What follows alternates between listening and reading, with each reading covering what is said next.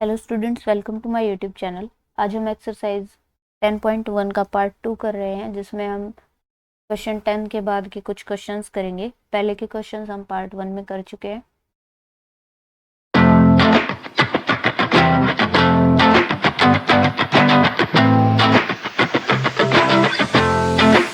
Eleventh question is, find the cost of fencing a square park of side 18 meters at the rate of 29.50 rupees per meter।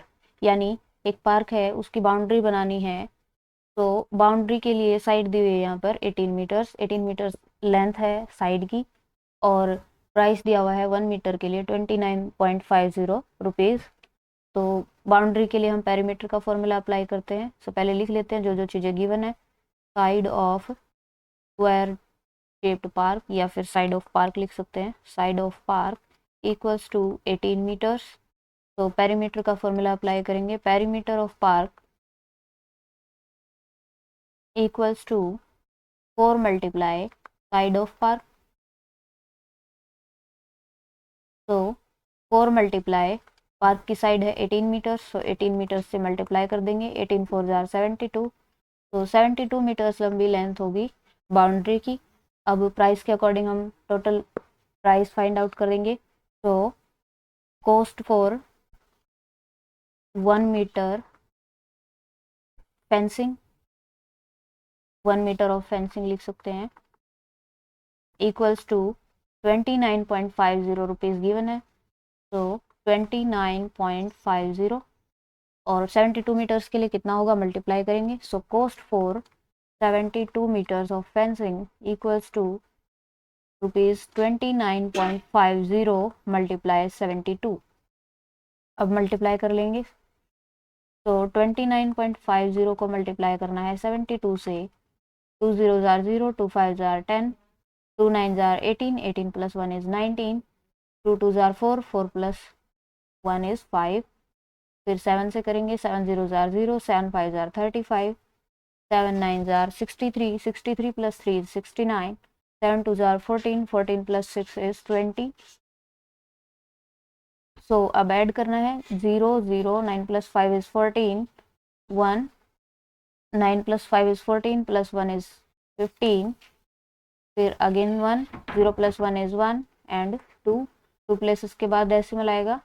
तो हमारे पास answer आया यहाँ पर 2154.00। सो 0.00 लगाने से या नहीं लगाने से कोई फ़र्क नहीं पड़ेगा, हमें पता है। तो हमारा आंसर हो गया यहाँ पर 2154 rupees. Next question is question number 12। The cost of fencing a squared field at rupees 125 per metre is 8000 rupees. Find the length of each side of field. यानी एक फील्ड है स्क्वायर शेप की, जिसको अगर हम बाउंड्री बनाएं, fencing करें उसकी, तब 8000 रुपीज़ का खर्च आता है, जबकि प्राइस है हमारे पास 125 रुपीज़ 1 मीटर के लिए। हमें फाइंड आउट करनी है हर एक साइड की लेंथ। स्क्वायर शेप का है तो एक साइड की लेंथ भी सभी की इक्वल होगी। तो हमें पहले क्या करना पड़ेगा, पेरीमीटर फाइंड आउट करना पड़ेगा। उसको कैसे करेंगे हम, हमारे पास टोटल कॉस्ट दी हुई है और प्राइस दिया हुआ है, तो इसकी हेल्प से हम फाइंड आउट कर सकते हैं। तो हम लिखेंगे total cost of fencing, total cost of fencing equals to, कितनी गिवन है टोटल कॉस्ट 8000 रुपीज़, तो 8000 लिख लेंगे। उसके बाद 1 मीटर के लिए कितनी है रेट लिख लेंगे। Rate of fencing equals to 125 rupees. तो हमें पेरीमीटर फाइंड आउट करने के लिए क्या करना होगा, रेट से हम डिवाइड कर देंगे, क्योंकि जब हम हमारे पास रेट गिवन होता है तो हम टोटल कॉस्ट फाइंड आउट करने के लिए पेरीमीटर से मल्टीप्लाई करते हैं। तो यहाँ पर रिवर्स हो गया। तो perimeter of field equals to total cost of fencing, total cost of fencing divided by rate of fencing. तो अब डिवाइड कर लेंगे। तो टोटल कॉस्ट हमारे पास गिवन है 8000 रुपीज़, और डिवाइड करना है 125 से। तो कैंसिल हो जाएंगे 5 से दोनों numbers. 5 2 jar 10, 5 5 jar 25, 5 1 jar 5, 8 minus 5 is 3, so 5 6 jar 30, double zero बची, डबल ज़ीरो लगा देंगे, फिर से 5 से कर सकते हैं, 5 5 जार 25, 5 3 जार 15, फिर 1 बचेगा यहाँ, 5 2 जार 10, फिर एक ज़ीरो बची तो ज़ीरो लगा लेंगे, फिर से 5 से कर सकते हैं, 5 6 जार 30, फिर 32 माइनस 30 2 बचेगा, सो 20 हो गया, 5 4 जार 20। तो आंसर आया हमारे यहाँ पर 64 मीटर्स, क्योंकि पेरीमीटर है तो मीटर्स में है। अब ये पेरीमीटर आ गया तो हमें फाइंड आउट करनी है लेंथ, क्योंकि फाइनल क्वेश्चन यही पूछा है कि लेंथ कितनी है फील्ड की, find the length of each side of field. तो हमें पेरीमीटर पता चल गया, हमें पता है स्क्वायर शेप का है, जो फील्ड है वो स्क्वायर शेप में है, तो हम इजीली फाइंड आउट कर सकते हैं। तो पेरीमीटर ऑफ स्क्वायर या पेरीमीटर ऑफ फील्ड लिख सकते हैं equals to 4 multiply side of field, यही फॉर्मूला होगा, क्योंकि स्क्वायर शेप के लिए यही होता है हमारे पास। तो पेरीमीटर कितना आ गया है वो हम वैल्यूज पुट कर देंगे जो जो भी गिवन है या हमने फाइंड आउट किए हैं, equals to 4 multiply side find out ही करनी है, सो साइड ऑफ फील्ड, जैसे कि हमने पहले के क्वेश्चंस में भी किया था बिल्कुल वैसा ही है। तो अब सॉल्व कर लेंगे और साइड की वैल्यू निकालेंगे। तो 64 मीटर्स, अब 4 को इस तरफ लेके आएंगे, 4 वहाँ पर मल्टीप्लाई है तो इधर आएगा तो डिवाइड हो जाएगा 4 से, इक्वल्स टू यहाँ पर है साइड, साइड ऑफ फील्ड। अब सिर्फ सॉल्व करना है, तो 4 से डिवाइड कर सकते हैं, 4 1 जार 4, 4 1 जार 4 अगेन, और यहाँ बचेंगे 2, 4 6 जार 24। तो हमारा आंसर आ गया यहाँ 16 metres equals to side of field,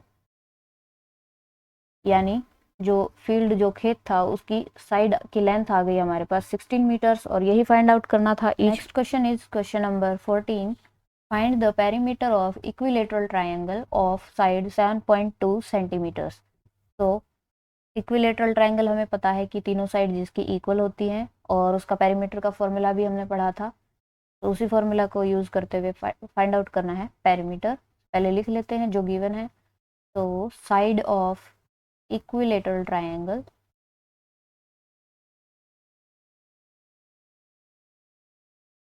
equals to 7.2 centimetres given है। तो perimeter of equilateral triangle equals to, equilateral triangle ऐसी ट्राइंगल होती है जिसमें तीनों साइड इक्वल होती है, हमने फॉर्मूला पढ़ा था इंट्रोडक्शन वीडियो में। जैसे ये इक्विलेटरल ट्राइंगल है, हमारे पास सभी साइड्स जिसकी इक्वल होती है, मान लो ये ए है, फिर ये ए है और फिर ये ए है, तो तीनों का सम करके पेरीमीटर आता है, यानी ए प्लस ए, यानी कि 3a, that means 3 multiply side.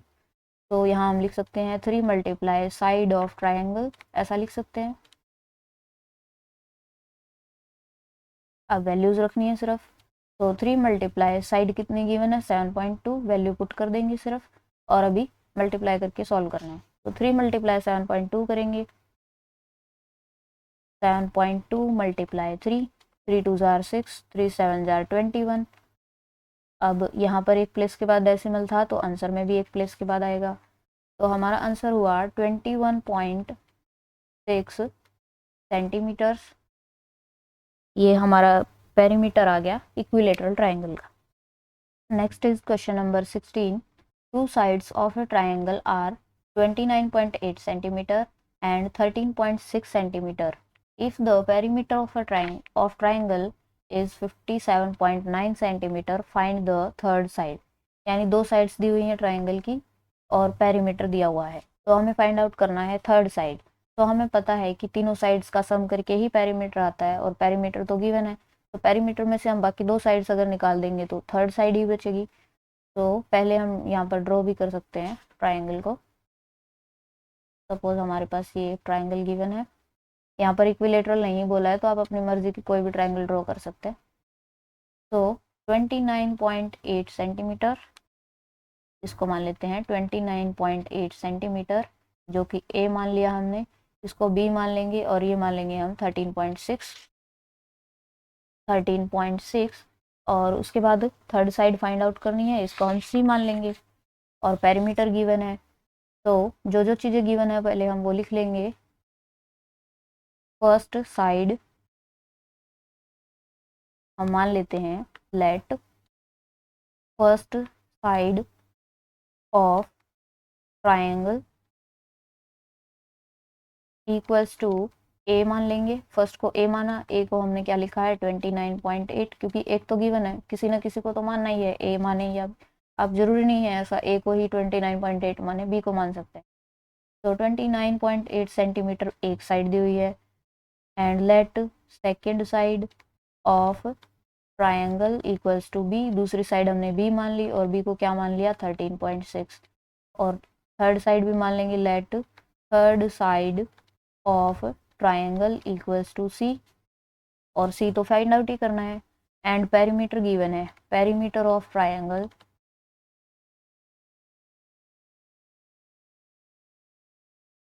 Equals to, perimeter कैसे फाइंड आउट करेंगे, सभी साइड्स का सम करेंगे, sum of all sides, sum of all sides का क्या मतलब है कि a plus b plus c करेंगे, और पेरीमीटर कितना गिवन है वो हम लिख लेंगे, पेरीमीटर के नीचे 57.9 सेंटीमीटर्स, तो यहाँ हम लिख सकते हैं 59.7 सेंटीमीटर्स। अब जो जो वैल्यूज़ गिवन है वो पुट कर लेंगे, 59.7 सेंटीमीटर इक्वल टू ए की वैल्यू हमने क्या मानी है 29.8, तो 29.8 सेंटीमीटर प्लस बी की वैल्यू क्या मानी है 13.6 सेंटीमीटर्स, 13.6 सेंटीमीटर्स और प्लस में सी की वैल्यू फाइंड आउट करनी है। अब इसको सॉल्व करना है, इजीली कर सकते हैं हम। तो 59.7 सेंटीमीटर्स इक्वल टू, पहले इन दोनों का सम कर लेंगे, तो 29.8 प्लस 13.6 है, सम कर लेते हैं 29.8 13.6, डेसिमल के नीचे डेसिमल होना चाहिए, तो 8 plus 6 is 14, 1 carry, 9 plus 1 is 10 plus 3 is 13, तो 2 plus 2 is 4, और डेसिमल के नीचे डेसिमल, यानी आंसर आया यहाँ पर 43.4 सेंटीमीटर प्लस सी। अब सी की वैल्यू चाहिए, तो सी की वैल्यू निकालने के लिए हम बाकी चीज़ों को दूसरी तरफ भेजते हैं, जिसकी भी वैल्यू निकालनी है उसको अकेले रखना होता है। 43.4 को दूसरी तरफ भेजेंगे, यहाँ पर प्लस हो रखा है, दूसरी तरफ जाएगा तो अपोजिट हो जाता है, यानी सब्ट्रैक्ट हो जाएगा, 59.7 सेंटीमीटर माइनस 43.4 सेंटीमीटर, ऐसे ही होगा। अब इसको सब्ट्रैक्ट करके हमारा आंसर आ जाएगा, तो 59.7 में से सब्ट्रैक्ट करना है 43.4, 7 माइनस 4 इज़ 3, डेसिमल के नीचे decimal, 9 minus 3 is 6, 5 minus 4 is 1, तो हमारा आंसर आया यहाँ 16.3 सेंटीमीटर इक्वल टू सी, यानी कि थर्ड साइड। अगर आपको ए बी सी लिखने में कंफ्यूजन हो रहा है तो आप direct first side, second side, third side ऐसे लिख सकते हैं, वो बड़ा नहीं लिखना पड़ेगा, इसलिए हम नोटेशन लेके चलते हैं ए बी सी ऐसे टाइप से वेरिएबल्स, जिससे कि कंफ्यूजन नहीं होता। Next is question number 18, a piece of wire is 30 centimetre long, what will be the length of each side of wire is used to form a square, an equilateral triangle, a regular pentagon, a regular hexagon। यानी एक wire है 30 centimetre long है जो, उससे हम अगर square बनाए तो स्क्वायर की साइड क्या होगी, इक्विलेटरल ट्राइंगल बनाए तो इक्विलेटरल ट्राइंगल की साइड क्या होगी, और रेगुलर पेंटागन अगर बनाए तो उसकी साइड की लेंथ कितनी होगी, और हेक्सागन बनाए तब उसकी साइड की लेंथ कितनी होगी। तो वायर की लेंथ हमें पता है, इट मीन्स हमारे पास पेरीमीटर गिवन है, तो फर्स्ट पार्ट के लिए हम स्क्वायर है यहाँ पर, तो स्क्वायर वाला फॉर्मूला अप्लाई करेंगे, perimeter of square equals to 4 multiply side होता है, वैल्यूज पुट कर देंगे। अब वायर की टोटल लेंथ 30 सेंटीमीटर है, तो पेरीमीटर के इक्वल होगा 30 सेंटीमीटर इक्वल्स टू 4 मल्टीप्लाई, यहाँ लिख लेंगे साइड ऑफ स्क्वायर,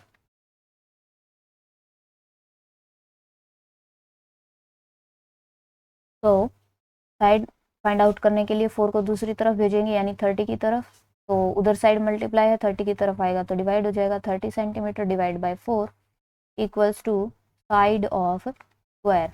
अभी सिर्फ सॉल्व करना है, तो 2 से कर लेंगे, 2 2 जार 4, 2 1 जार 2, 2 5 जार 10, 15/2, तो 15/2 सेंटीमीटर, ये आ गई साइड स्क्वायर की, साइड ऑफ स्क्वायर। आप चाहें तो इसको डेसिमल में भी चेंज कर सकते हैं, ऐसे रखेंगे तो भी कोई दिक्कत नहीं है। नेक्स्ट पार्ट में हमारे पास an equilateral triangle, equilateral triangle बनाए अगर हम उसी वायर से जो कि 30 सेंटीमीटर लॉन्ग है, तो पेरीमीटर तो तब भी सेम रहेगा। तो हम इस बार फॉर्मूला लगा देंगे इक्विलेटरल ट्रायंगल का। तो पेरीमीटर ऑफ इक्विलेटरल ट्रायंगल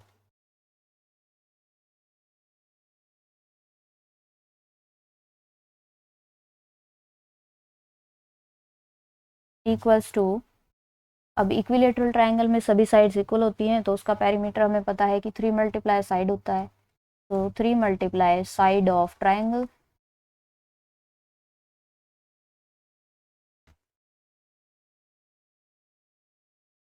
अब वैल्यूज पुट कर देंगे।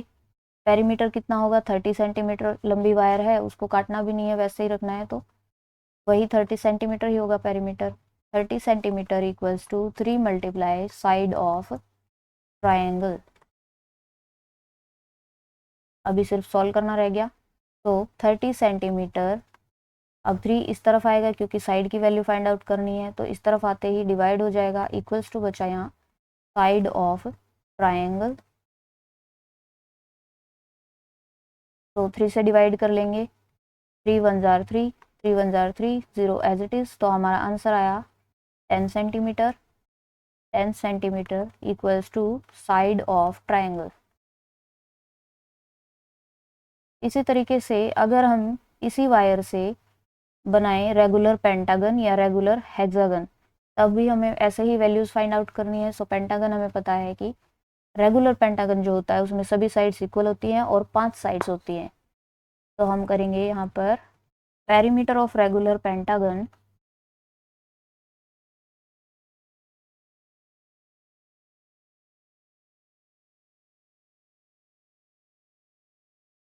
इक्वल्स टू, पेंटागन में 5 साइड्स होती हैं और रेगुलर है तो पांचों इक्वल होंगी, दैट मीन्स पेरीमीटर होगा हमारा 5 मल्टीप्लाई साइड ऑफ पेंटागन। अब सिर्फ वैल्यूज पुट करनी है। तो पेरीमीटर हमारे पास पता है हमें, वायर 30 सेंटीमीटर्स लॉन्ग है तो वही रहेगा 30 centimetre equals to 5 multiply side of pentagon. अब सिर्फ सॉल्व करना है। सो 30 सेंटीमीटर, 5 इस तरफ आके डिवाइड हो जाएगा, इक्वल्स टू बचा साइड ऑफ पेंटागन। 5 से डिवाइड कर लेंगे, 5 वन जार 5, 5 सिक्स जार 30। सो 6 सेंटीमीटर आ गई हमारी।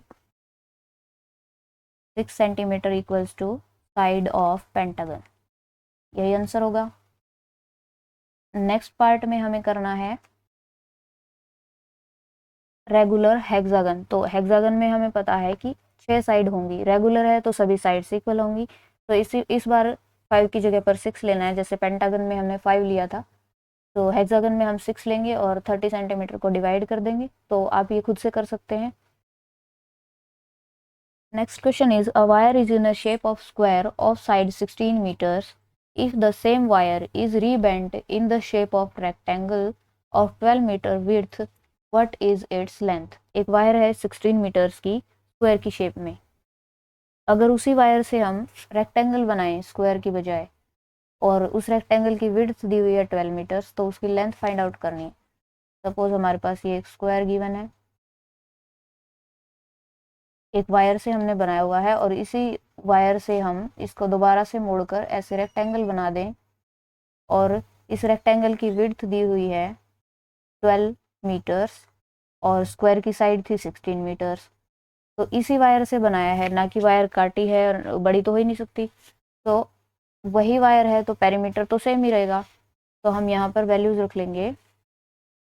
पहले हम टोटल लेंथ फाइंड आउट करेंगे वायर की। वो कैसे फाइंड आउट करेंगे, स्क्वायर की साइड हमें पता है तो हमें पेरीमीटर का फॉर्मूला लगा के पता चल जाएगी length. So side of square equals to, given है 16 मीटर्स, तो हम पेरीमीटर फाइंड आउट कर सकते हैं। Perimeter of square equals to 4 multiply side of square. अब वैल्यूज रखनी है। तो 4 मल्टीप्लाई 16 मीटर्स, 16 4 जार 64, तो 64 मीटर्स आ गई हमारी वायर की लेंथ। अब उसी से रेक्टेंगल बनाएंगे तो पेरीमीटर तो सेम ही रहेगा, वायर उतनी ही लंबी रहेगी और हमें विड्थ भी पता है, तो हम इजीली लेंथ फाइंड आउट कर सकते हैं। तो हम लिखेंगे यहाँ width of rectangle equals to 12 metres given है। तो perimeter of rectangle equals to 2 multiply length plus breadth होगा। तो पेरीमीटर का फॉर्मूला लिख लिया हमने। इसके बाद हम पेरीमीटर की वैल्यू हमें पता है 64 मीटर्स ही है, तो वैल्यूज रखेंगे 64 metres equals to 2 multiply length हमें फाइंड आउट कर प्लस बी ब्रेथ यानी विड्थ एक ही बात है, सो हम 12 मीटर्स पुट करेंगे। अब सॉल्व कर लेंगे और लेंथ फाइंड आउट करेंगे। तो 2 जब 64 की तरफ जाएगा, 2 यहाँ पर पहले मल्टीप्लाई है, 2 इंटू लेंथ प्लस ब्रेथ है, तो दूसरी तरफ जाके 2 डिवाइड हो जाएगा। 64 metres divide by 2 equals to, अब 2 दूसरी तरफ चला गया तो यहाँ बचा लेंथ प्लस 12 मीटर्स। अब डिवाइड करना है, तो 2 1 जार 2, 2 3 जार 6, 2 2 जार 4, तो यहाँ पर आया हमारे पास 32 metres. 32 metres equal to length plus 12 metres. अब 12 मीटर्स को भी दूसरी तरफ भेजेंगे क्योंकि लेंथ की वैल्यू चाहिए, सो लेंथ इक्वल्स टू यहाँ पर 32 मीटर्स पहले से है, 12 इधर आएगा, यहाँ पर प्लस है लेंथ के साथ, तो दूसरी तरफ जाके सब्ट्रैक्ट हो जाएगा। अब 32 माइनस 12 करेंगे, तो 2 minus 2 is 0, 3 minus 1 is 2, 20 metres आ गई लेंथ। यही हमारा आंसर होगा। सो इसी के साथ हमारी एक्सरसाइज 10.1 खत्म होती है। डाउट्स आते हैं तो आप कमेंट्स में पूछ सकते हैं। मिलते हैं नेक्स्ट वीडियो में।